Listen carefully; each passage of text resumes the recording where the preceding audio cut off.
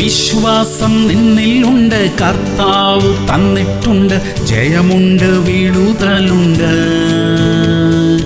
ദൈവം പകർന്ന വിശ്വാസത്താലെ കൽപ്പിക്കുമ്പോൾ പ്രതികൂലം മാറിപ്പോയിടും.